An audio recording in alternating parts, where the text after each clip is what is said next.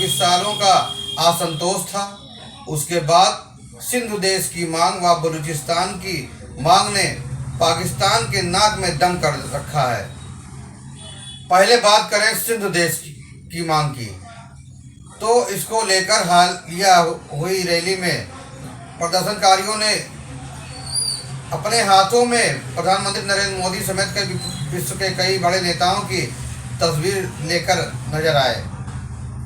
प्रदर्शनकारियों ने सिंध प्रांत को अलग देश बनाने की मांग के मामले में विश्व के नेताओं से दखल देने की अपील की है।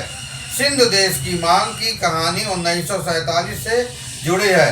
भारत को आज़ादी मिलने के बाद सिंधु क्षेत्र पाकिस्तान में चला गया और पाकिस्तान के 4 प्रांतों में से एक बन गया।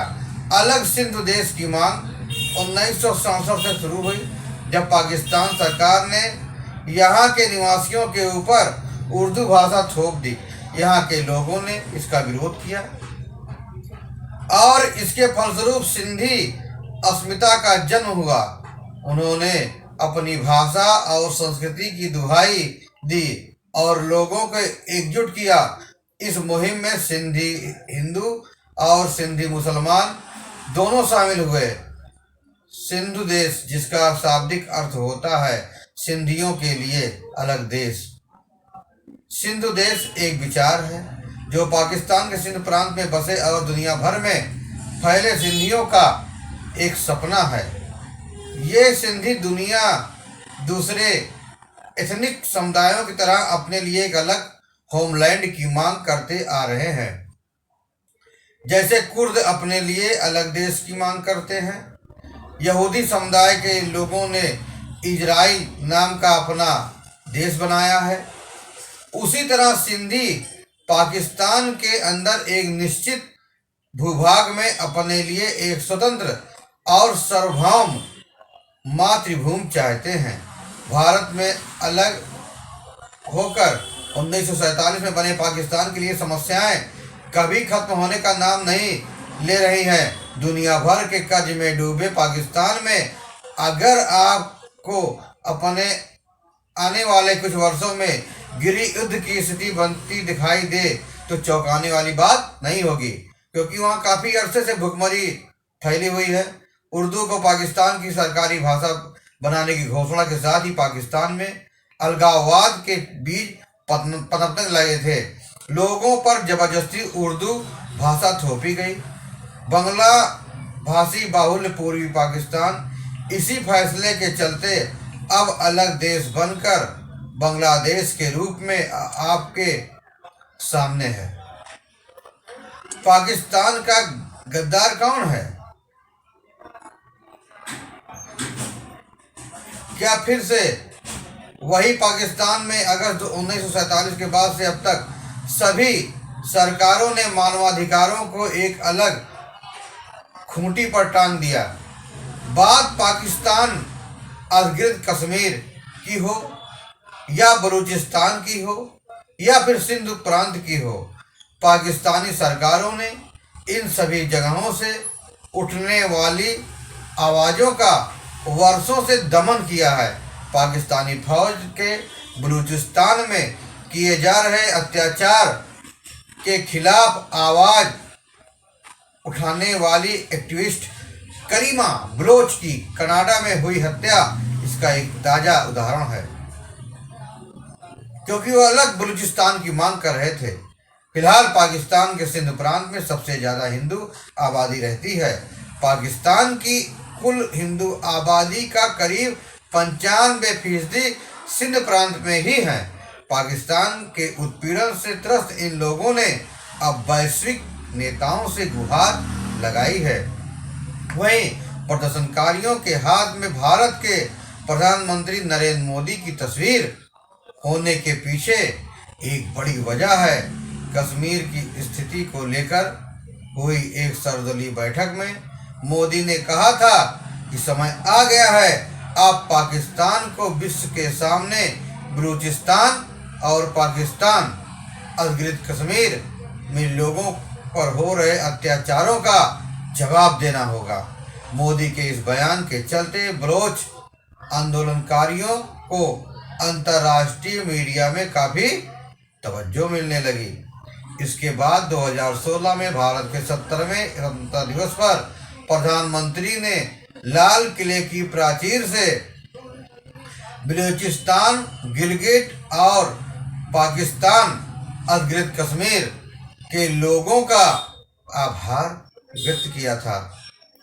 दरअसल पीएम मोदी के बयान के बाद पाकिस्तान में जुल्म सितम झेल रहे इन हिस्सों के लोगों ने उनकी आवाज़ उठाने के लिए मोदी को सोशल मीडिया पर धन्यवाद दिया था।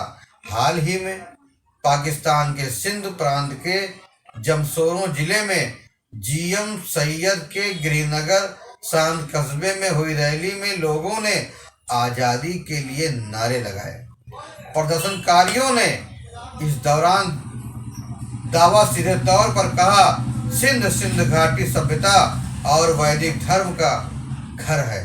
ब्रिटिश साम्राज्य ने इस पर अवैध रूप से कब्जा कर लिया था और 1947 में पाकिस्तान के इस्लामिक हाथों में दे दिया था।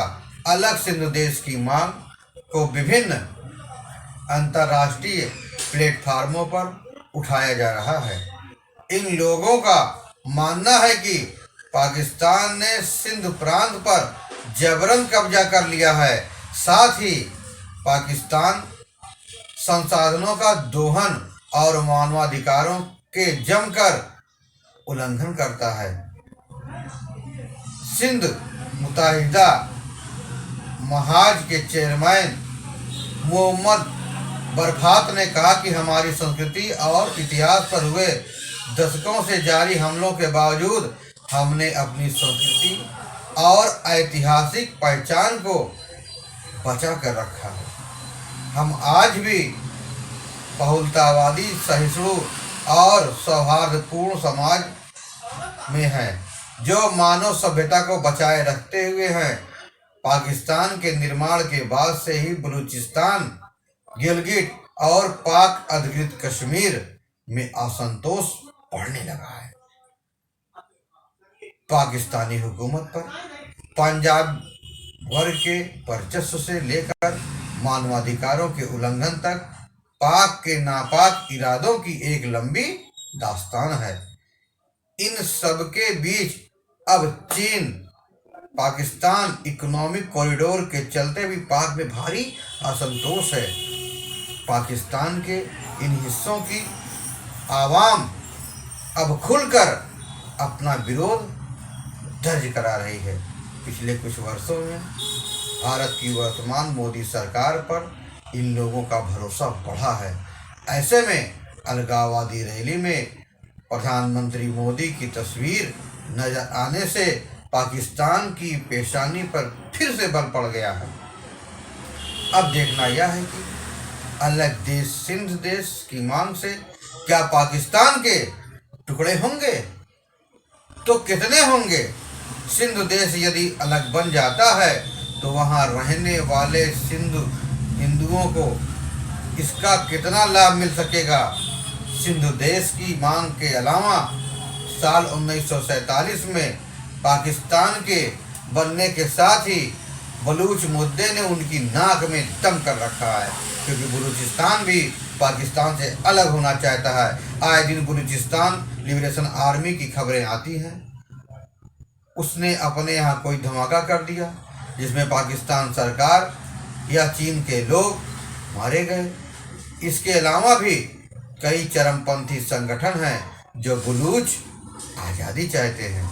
दरअसल ये पाकिस्तान का वो हिस्सा है जो कभी भी सरकार के बस में नहीं रहा। इसकी दो वजहें हैं, एक पाकिस्तान ने धोखे से उसे अपने साथ मिला लिया और दूसरा बलूचिस्तान मानता है कि पाकिस्तान उसके साथ सौतेला व्यवहार करता है। पाकिस्तान अधिकृत बलूचिस्तान की लीडर डॉक्टर नायला कादरी हाल ही में हरिद्वार पहुंची। बलूच आज़ादी की मांग के चलते अपने ही देश से निर्वासित डॉक्टर कादरी ने खुद को बलूचिस्तान की प्रधानमंत्री की तरह पेश करते हुए मां गंगा से अपने देश की आज़ादी की मांग की।